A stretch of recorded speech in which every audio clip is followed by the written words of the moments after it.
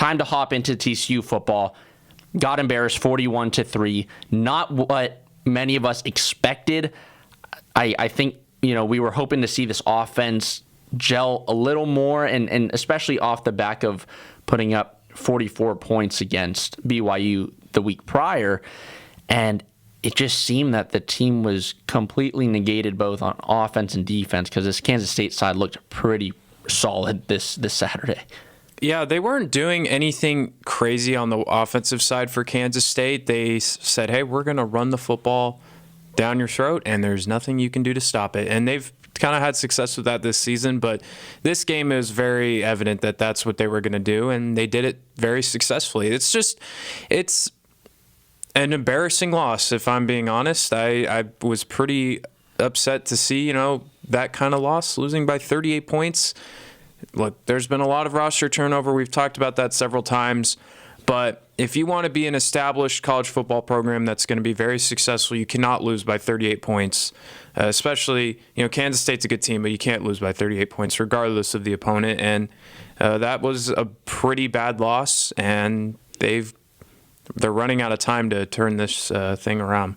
You are not allowed to give up 343 yards in a Big 12 conference game. It is simply against the rules. But TCU is a rule breaker. They are a trendsetter, and they will go against the curve, and that is what they did. They gave up 343 rushing yards. Only one touchdown, though, on their ground.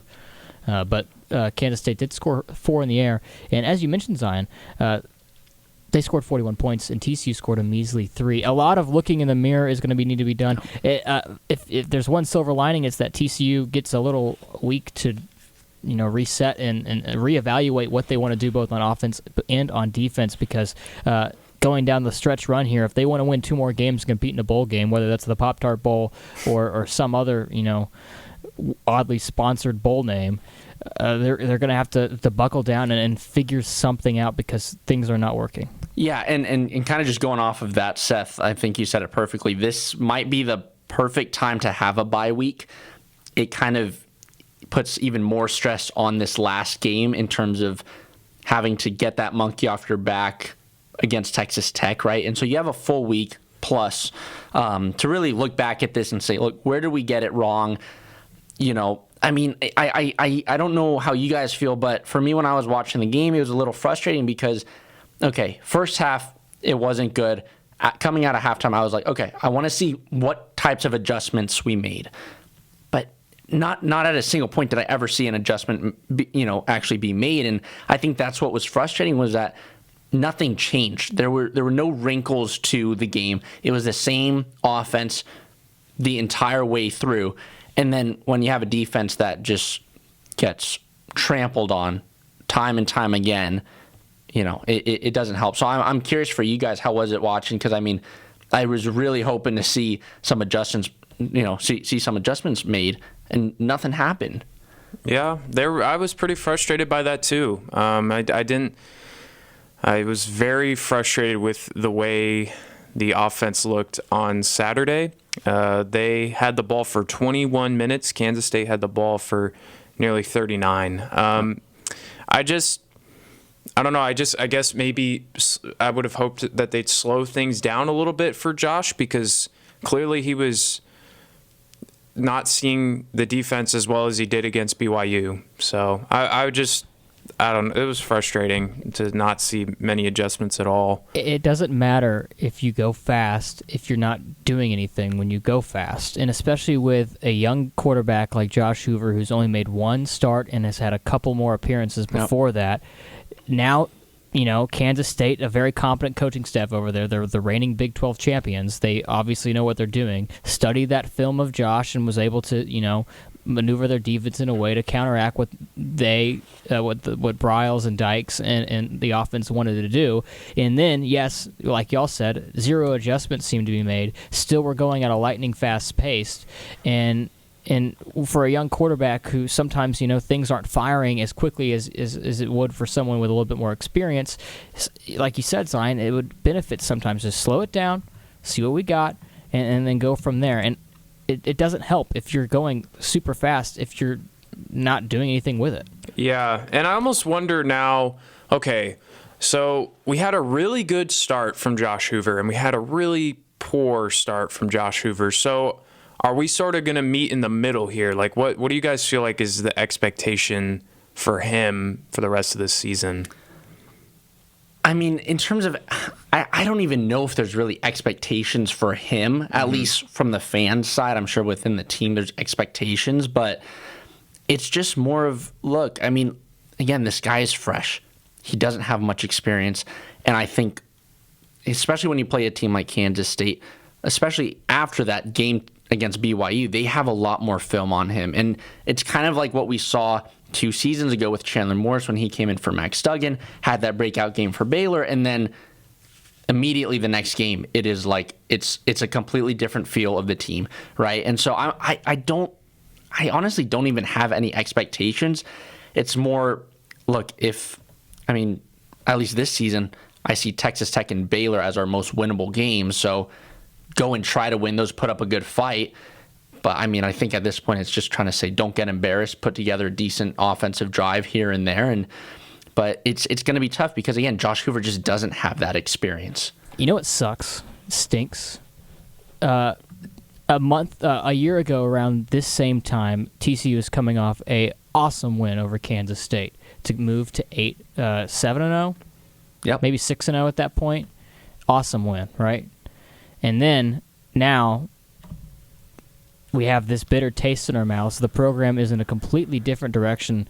It feels like all that positive momentum, even after the loss to Georgia, every time TCU walked into a high school looking to recruit a player, they were legitimized because of what had just happened, right? Even after getting trounced, you say, hey, this is a program that can take you to a national title, and we can see what we can do. We need you to come and help us win.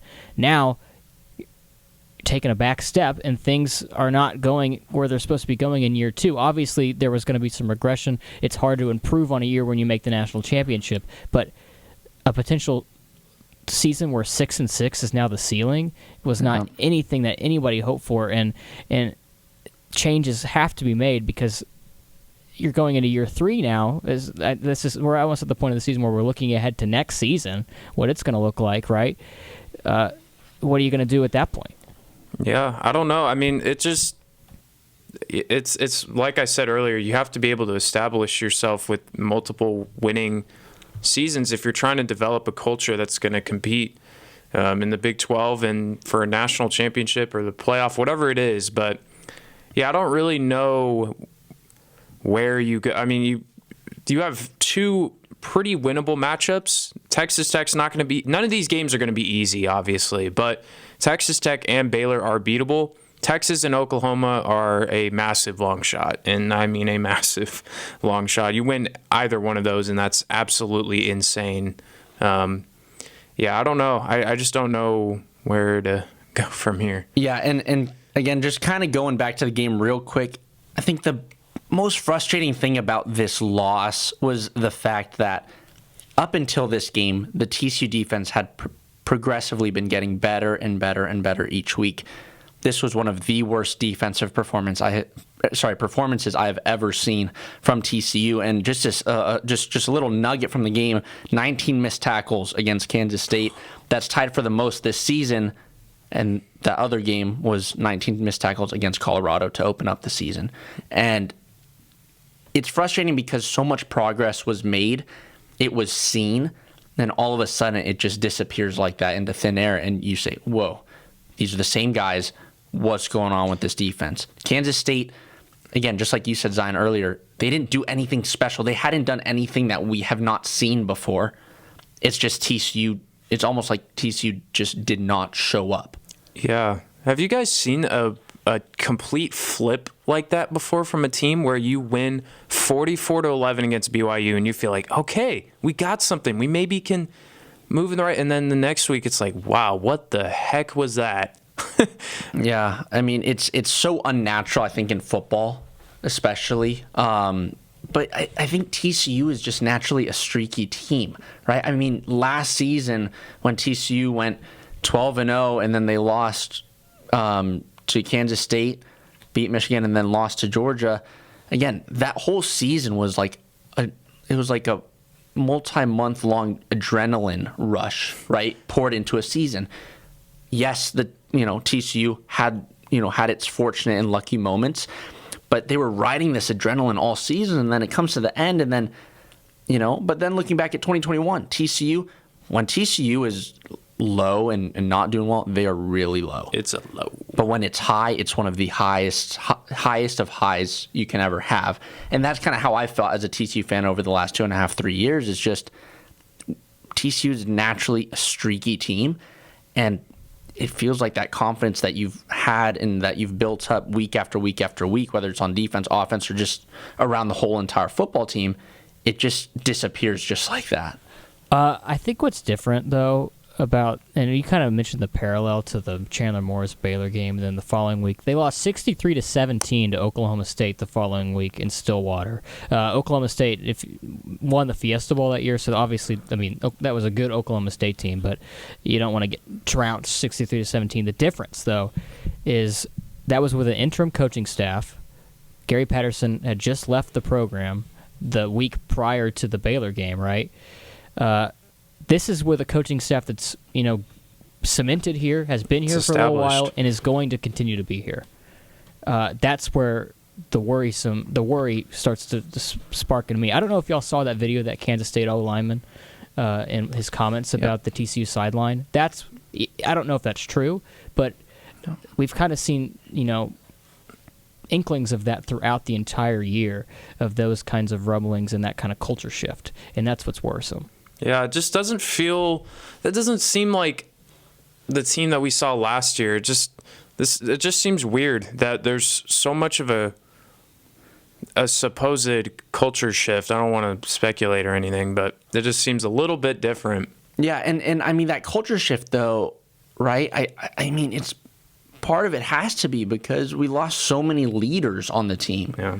Right? You lose Steve Avila, you lose Alon Ali, Quentin Johnston, Max Duggan, Amari DiMercado. It's not just like those guys were young guys, but they led the team because of their roles on the team. Those are all veterans, right? And that's kind of something that we're lacking a little bit here, is that I don't feel like there's a single person this season that is having some spectacular year because they're a veteran, because they've cemented themselves, and it's like, okay, this guy knows what he's doing, but it's just the rest of the team is lagging behind.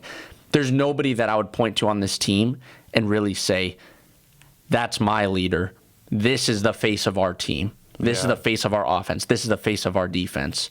I just don't really see that. Whereas last year, you could spin around blindfolded and point and you'd find someone. Yeah, there's multiple guys. I will give a shout out, though, to Imani Bailey, because he had 12 carries for 100 yards. That's a lot of yardage with just 12 carries, just a handful there. So he's been pretty consistent, and Sonny Dykes has talked about his work ethic. But, I agree, and I don't think I see really someone that's like, yep, this is the guy. Yeah, so it's frustrating, but fortunately for TCU football, they get this weekend and a little bit of next week to turn around, look in the mirror, figure some things out before they go over to Texas Tech to play the Red Raiders. That's on a Thursday night, November 2nd. Thursday night in Lubbock. Oh goodness! Don't even. No, I'm scared. Oh, that's the tortillas are flying. Yes, baby. the tortillas will be flying in Lubbock. But that will wrap up our TCU football segment here tonight. But up next, we've got some more college football talk, especially talking about Utah and USC. That was a great game. So stick right here on 88.7 The Choice. You're listening to Riff Ram Review.